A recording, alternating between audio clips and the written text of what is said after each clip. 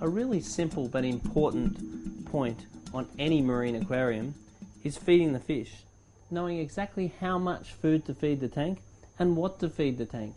So when you're purchasing fish for the aquarium or even selecting a food for the aquarium, it's really important to understand what are the food requirements of the fish that you've got.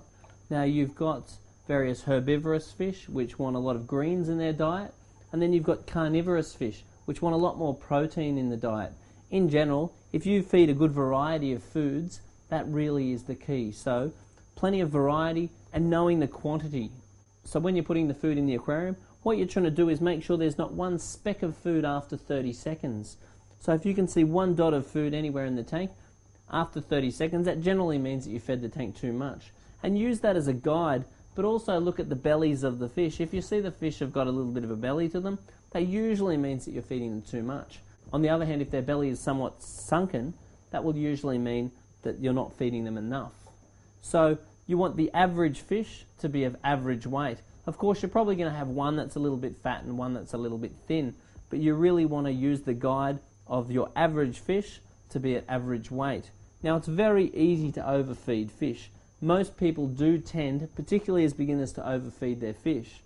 You don't even need to feed the fish every day. You'll generally feed them about 5 times a week, also dependent on the fish in the aquarium and the amount of fish in the aquarium. So 30 seconds, once a day, generally in the morning, about 5 times a week. So if you forget once or twice a week, that's fine. And be monitoring the fish themselves, watching if they get a little bit fat or a little bit thin. Just alter the amounts of food that's going in the aquarium and trying to offer as much variety as possible. Varieties of flakes, pellets and other frozen foods, and you're really in good stead.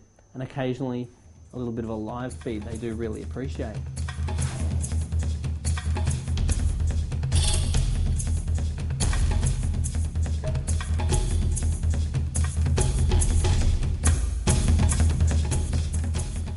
I've been called over to this particular aquarium because of a troublesome little crab.